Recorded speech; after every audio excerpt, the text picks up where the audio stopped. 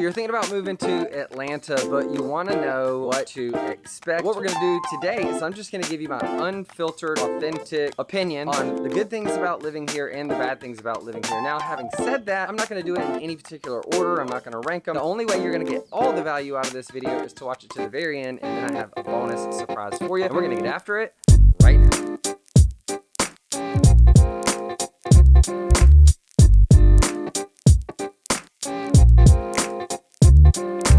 Hey, if this is your first time to the channel and you want to know absolutely everything there is to know in Atlanta, well then subscribe below and ring the bell for notifications to stay up to date on the Atlanta market. My name's Denny, the Living in Atlanta, Georgia team, and we get calls each and every day from people just like you looking to make the move to Atlanta, and we absolutely love it. So whether it's next week, next year, or anytime in between, call, text, email, schedule a Zoom, and we would be more than happy to help you make a smooth move to Atlanta. I personally was born and raised in Georgia, grew up in Augusta, Georgia, lived most of my teens and 20s here in Atlanta, moved around the country to New York, LA, Chicago, Dallas, Fort Worth, back here. So we're going to start off on a positive note, and that is the Atlanta economy. We have a booming economy, and not just because of this whole post-COVID relocation, that is adding to the growth here, but really Atlanta has a very strong economic engine. It's a great place whether you're starting jobs, changing jobs, growing, building your career, having a business, investing. Atlanta's booming. We have 16 of the top Fortune 50 companies, 30 of the top Fortune 1000 companies like Coca-Cola, Delta, Home Depot, Chick-fil-A. We have presence here from Mercedes-Benz and Porsche. Their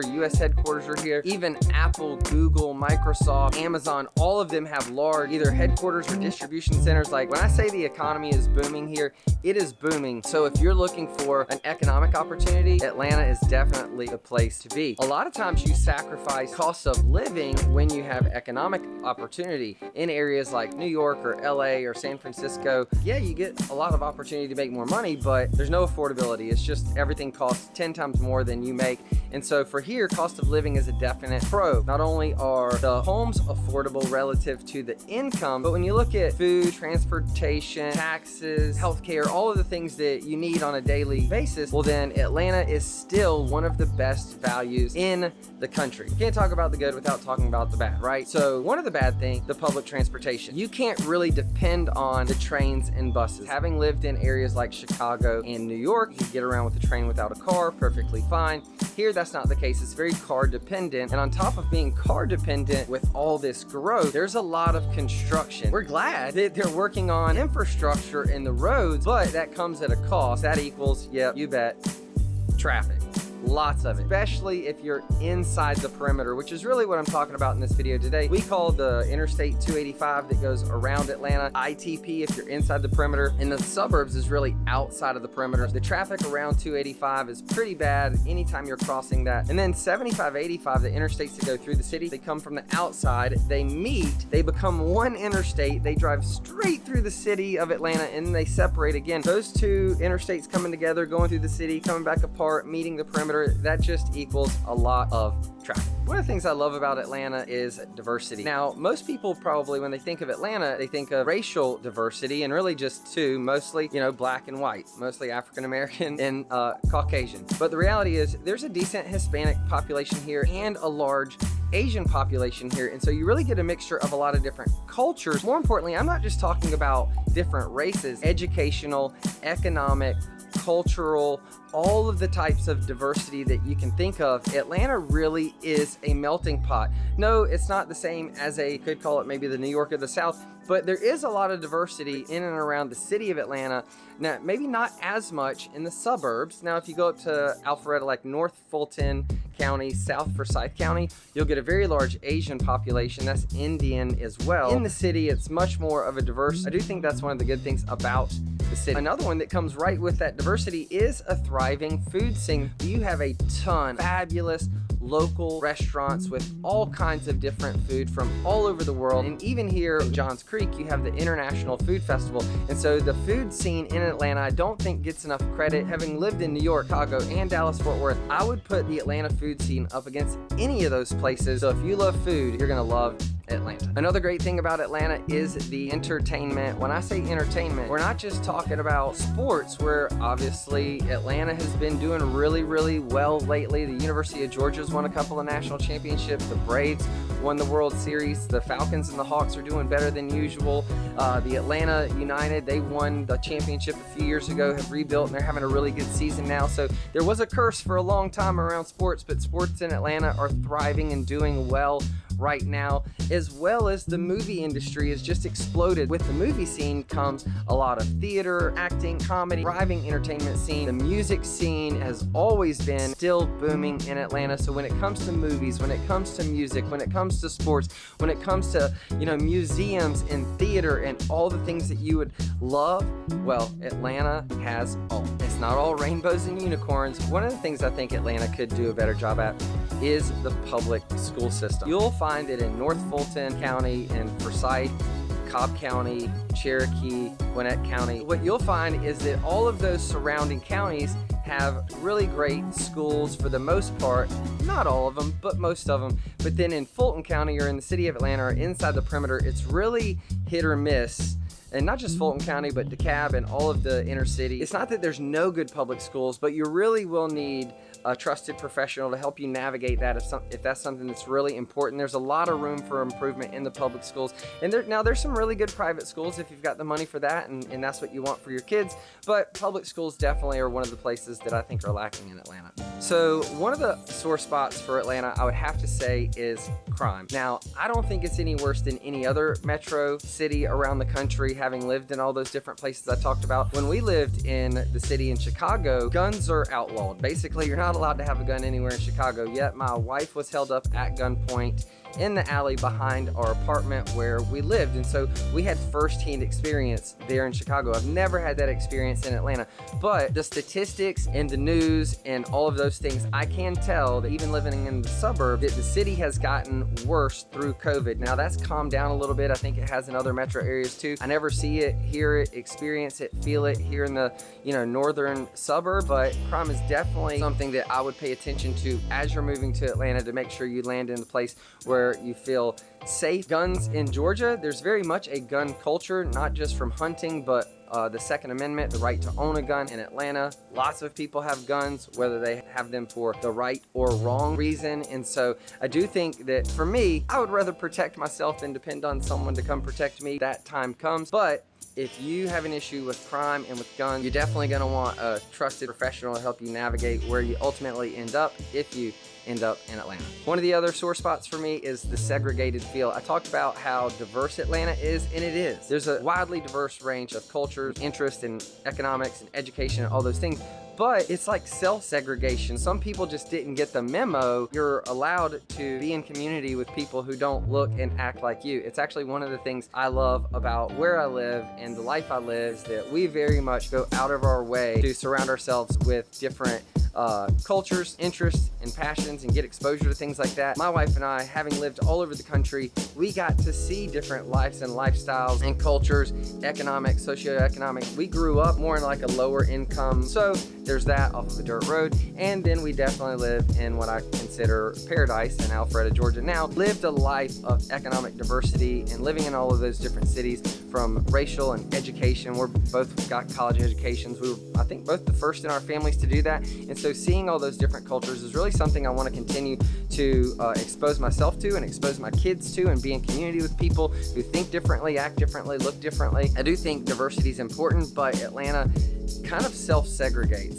Like I said, 20% of the population in and around metro Atlanta is Asian. Well, they all ended up in South Forsyth and North Fulton. And when it comes to black and white, it's like 50-50 split in the city, but they tend to self-segregate in neighborhoods and communities. I would think that was an area, I don't really know what to do about it, if I'm being honest. I don't know how to make people want to be around people that aren't like them. It's definitely an area that Atlanta has some room for improvement. The next one is going to be the weather. Would you guess that that's good or bad? And I'm going to tell you, for me, it's a pro. For sure, it's good. And the reason I say that is I loved Chicago summers, but it was a very brief, beautiful summer and a lot of snow for a very long time. I loved Southern California. It was 65 to 70 and sunny every single day, but it kind of got monotonous. It was just always the same. And when I lived in New York, you know, had kind of the same Chicago experience. Dallas, Fort Worth, Dallas has a lot of similar weather to Atlanta. It's just all flat and brown and even more hot, if that's even possible. And so what I love about Atlanta, and what you will love about Atlanta, is you have 4 distinct seasons. You'll have a spring that explodes with colors and warm, beautiful weather, and it's really nice. That's kind of like it is now. We're not quite into the heat of summer, and it's beautiful outside right now. You do have very hot summers, but it's great. It's most of the time manageable. It's really sunny, and you've got parks and recreation and lots of outdoor that you can enjoy. And so it's really sunny summers. You have a beautiful mild fall where college football is a thing around here. Again, great temperatures and weather, lots of outdoor barbecues, things of that nature. And then you have a brief, mild, occasionally snow, but never really crazy winter. And so for me, I love the Atlanta weather. And with all that nice weather, what are you gonna do? Well, you're going to travel. Well, maybe you travel personally or professionally, I don't know. But there's really 2 parts of the travel equation I wanna talk about. One is Hartsfield International Airport. It's here in Atlanta. It's the largest, busiest airport in the entire world. I'm here to tell you direct flight, cheap flights, and they are efficient and fast when they process people through that airport. If you're living in the city, you're 10 minutes to 45 minutes from the airport. You can hop on a plane and be anywhere in the country and anywhere in the world faster and more efficiently than you could anywhere else. And if you're not on a plane, the other great thing about traveling from Atlanta is that you are very short drive to lakes, mountains, beaches, anything you want to go ski, you want to, get out in nature. Absolutely, traveling out of Atlanta is for sure one of the best things about living. But you don't have to leave if you don't want. With that beautiful weather I talked about, Atlanta has an ample amount of green space, which is another pro. It's called the city in the forest because there's more tree canopy around the city of Atlanta than any other metro area in the country. There is tons of parks and recreation and biking and walking and hiking. If you want to live, in a neighborhood with trees, well, you don't have to leave the city to do that. Not all concrete and sidewalks. So if you like the outdoors and you like green space, you're gonna love living in Atlanta. So there are some negatives with that weather we talked about. As much as I love it, having 4 seasons, hot, cold, mild, and everything in between, it does come with a couple of things. That explosion of growth in the spring also comes with an explosion of allergies. I have very bad allergies. If you have any issue with allergies, you are gonna need to do things to mitigate that exposure, whether it's through medicine or lifestyle, whatever it is that you need to do. I am constantly kind of bouncing around from the different allergy over-the-counter medicine or minimize some of those symptoms, but it is something that you're gonna have to deal with if you're gonna live here. Another one of the things that comes with the beautiful weather are bugs of every shape and size. The 3 worst are mosquitoes, which tend to love me. So we have, bug zappers, mosquito healthy, kid and pet friendly mosquito repellent all over our property. So that's gonna be something that you have to deal with. If you cut down on the trees and the bushes, then you can cut down on the pests. But roaches as well, even if they're not in your house, they are out in the woods, especially if you live like this, whether it's in the forest or in the city, there are gonna be roaches. And so those are 2 things you're gonna have to deal with, along with number 3, which are spiders. All kinds of spiders, the friendly ones and the dangerous ones. Whether again in the forest or in the city, you're gonna have to deal with roaches, spiders, mosquitoes, bugs. But here's the great part. We have a subscription to a pet and a kid-friendly pest control service for about $350 a year. They come out as many times as we want. They treat the inside, the exterior, and the perimeter of our property to keep all those bugs out of the house. So they are easily evaded, but it is something that you're gonna have to be conscious of. And again, one of the last cons would be the summer heat and humidity. I'll just lump those 2 together. It does get to the 90s, and it does, because of the humidity, feel like it's in the hundreds. There are times where you could walk from your front door to your car and you're gonna break out in a sweat. So if you have to wear a suit every day, God bless you. Don't put the jacket on until you get to where you're going, and you're gonna have to take like 4 showers a day. I just live in athleisure and casual wear. If you watch the videos, this is like my uniform. I'm comfortable during the summer, just wearing things that are more comfortable, and then I bundle up in the winter. But the summer months, July and August in particular, are gonna be brutal. I look forward to every single season because because, well, maybe I just have ADD, and I love the variety, and I love things that are new, and so I love the evolution of the seasons every year here in Atlanta. Now, back over to the positive things, and then we'll put a bow on it. I have a big bonus for you. And the last thing I'm going to talk about on the pros would be taxes, and I'm not just talking about income tax. I'm not talking about property tax. I'm not talking about sales tax. Here's what you need to understand. If you talk about Texas, they'll talk about, no income tax. Well, they have insane property taxes because that's how they pay for all the stuff, right? Governments run on taxes. That's the only revenue stream they have, is taking your money and mine. And so when you put all that together, property taxes, sales tax, income tax, all the different taxes, that is how governments have a budget. That's where their revenue comes from. So what's really important is that your local government spends that money wisely, that they balance their budget, that they don't go into a deficit, that they have a surplus. If you live in California, San Francisco, Portland, Maine, LA, Chicago, insert any of those cities that, a lot of people are leaving, well, not only do they have insanely high taxes, but their appetite to spend is even higher. So they run huge deficits and are going broke.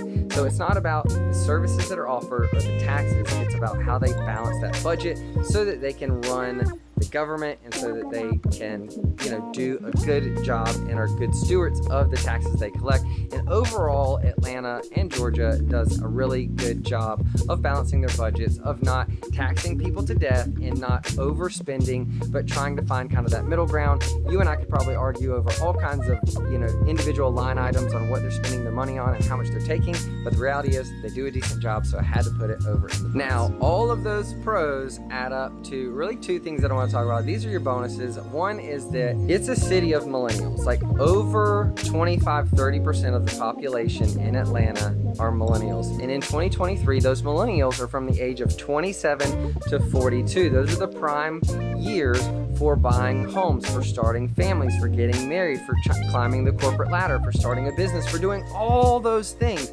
And when you add all the things we talked about up, Atlanta has all of that and in spades. It's a phenomenal place to live, and it has attracted millennials in droves. So if that is you and you're looking to be in an area that has a strong economy, that has affordable living, that has, a strong social scene and lifestyle outside of work, and a place where you can raise a family and do all the things that you want to do, well, then you're not alone and you'll be in good company here in Atlanta. And the last bonus I'll leave you with is when you add everything we've talked about, the good, the bad, the ugly, the people that it's attracted to, and all those things collectively, Atlanta is an amazing place for real estate investors. I'm a real estate investor. I've been a real estate investor long before I was a real estate agent. And for all the agents out there who work with real estate investors, God bless them. I love them. Someone needs to help these investors, but most of them have never even bought a house. If they have, the only house they bought was for themselves, and they don't have any practical real experience as an investor. I've flipped homes,